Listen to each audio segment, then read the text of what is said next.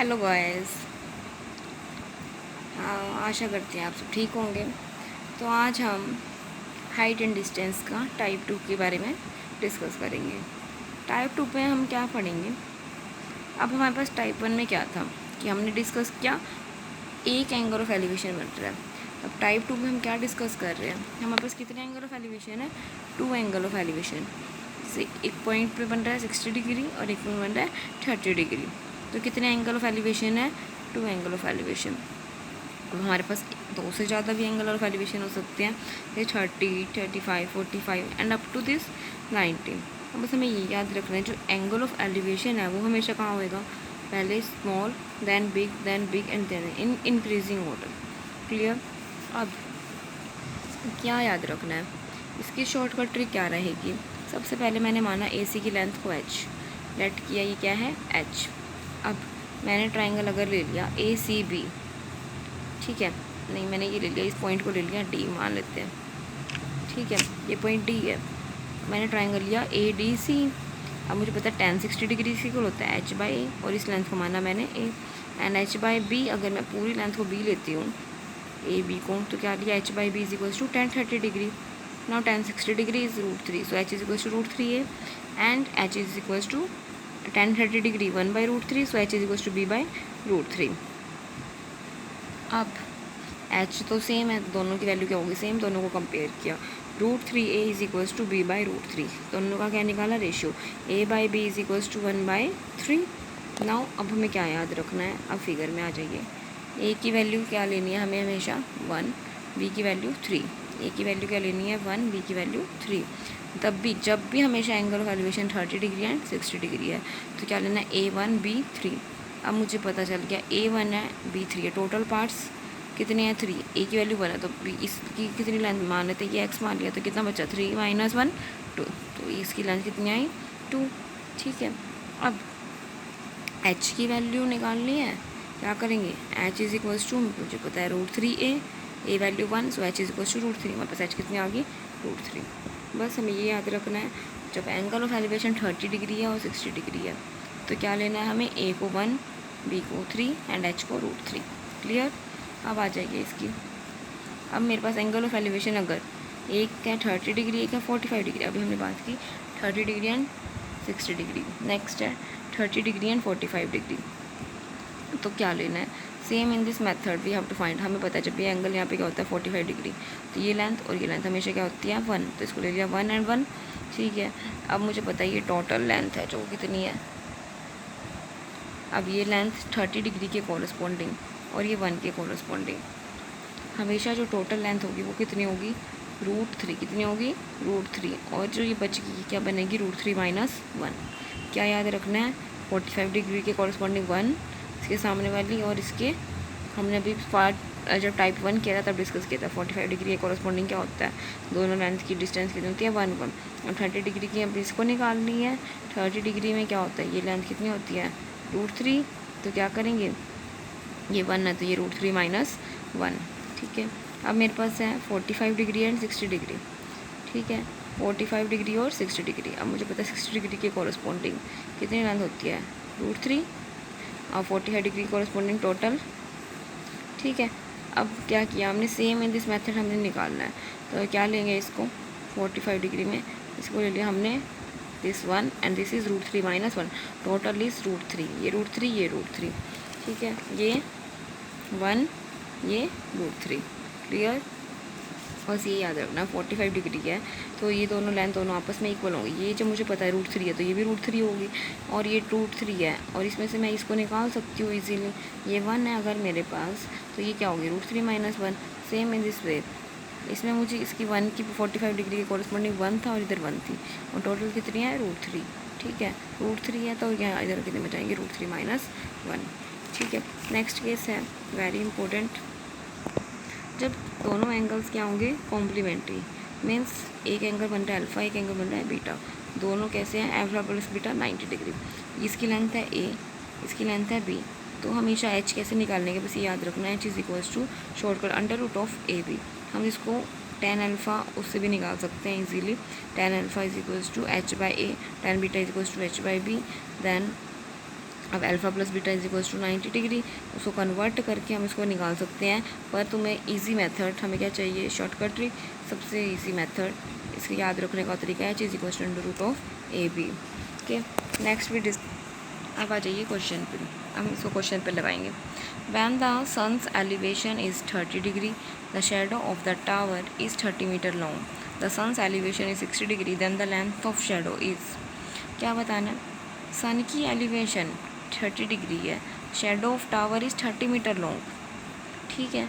If the sun's elevation is 60 degree, then the length of shadow, जब sun की elevation 30 degree है तो shadow है जो टावर की वो कितनी है, 30 मीटर लॉन्ग। जैसे ये देखो इस फिगर में, अब मेरे पास क्या है, ये 30 डिग्री एंगल, इसकी शेडो की लेंथ कितनी है, 30 मीटर पूरी, ये वाली, ठीक है। अब मुझे इसकी नहीं पता ये हाइट कितनी है इसकी।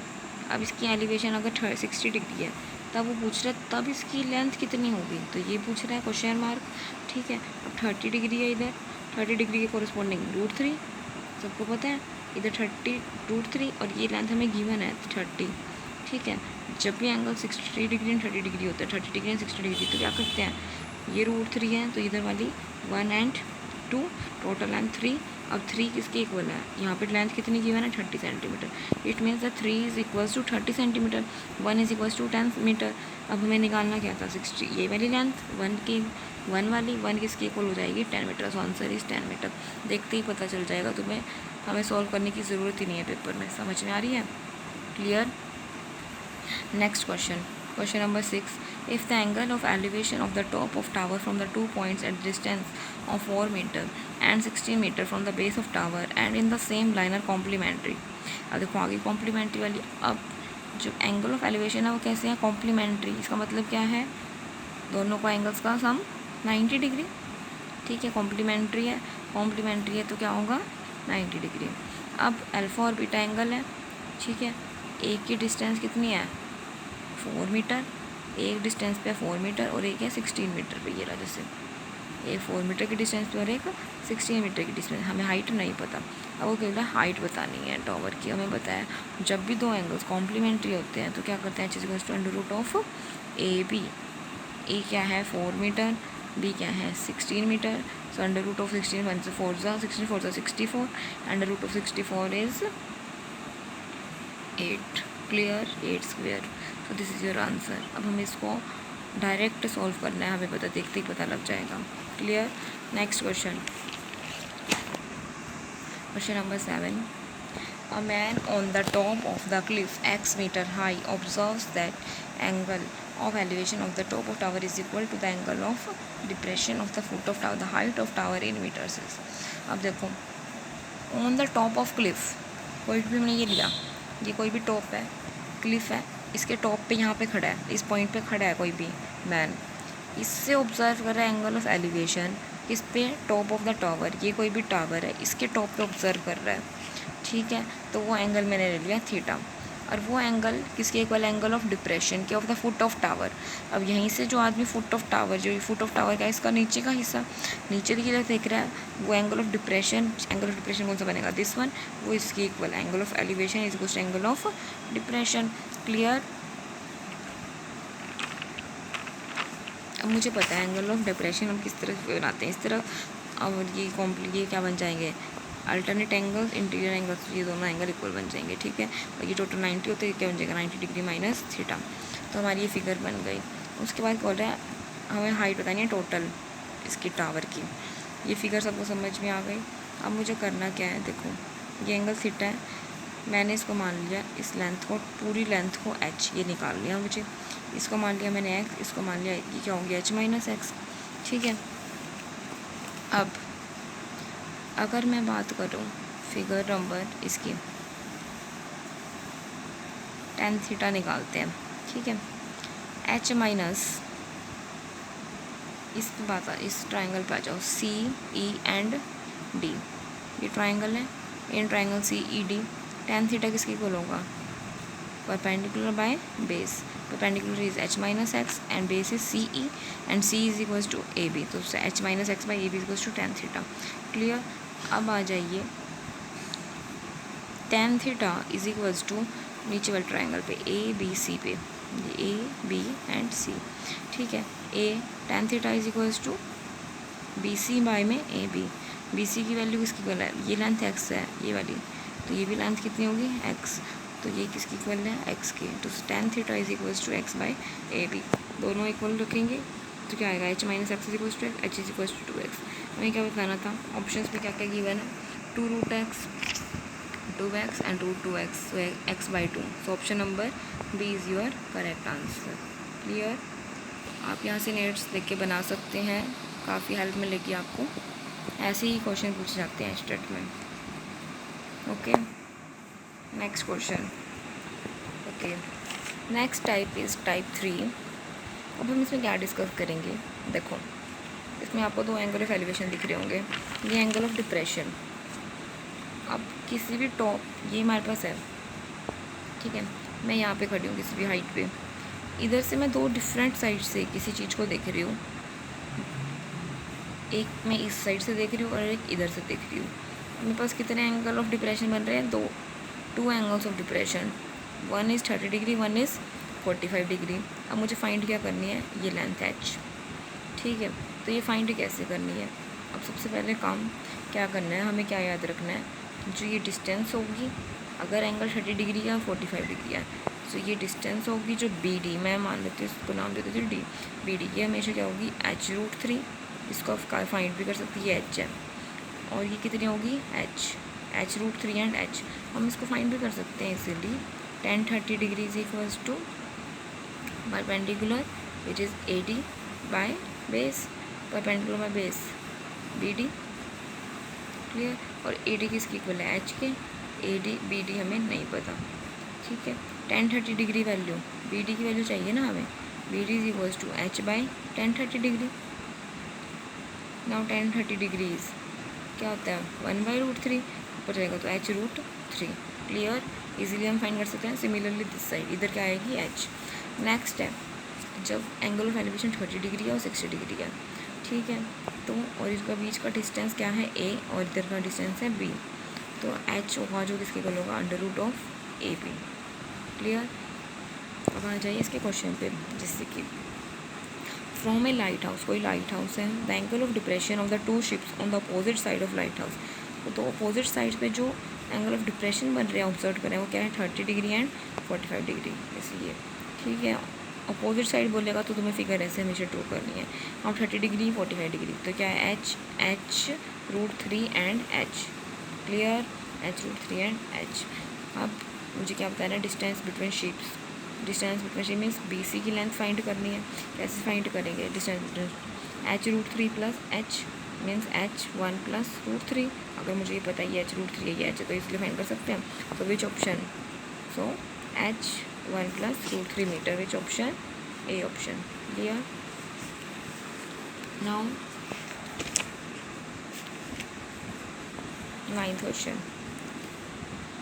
Two friends, Rohit and Mohit, are standing on the opposite sides of tower of height boom. Height, किसी टावर की हाइट पे दोनों खड़े हैं, अपोजिट साइड्स पे टावर की, ठीक है।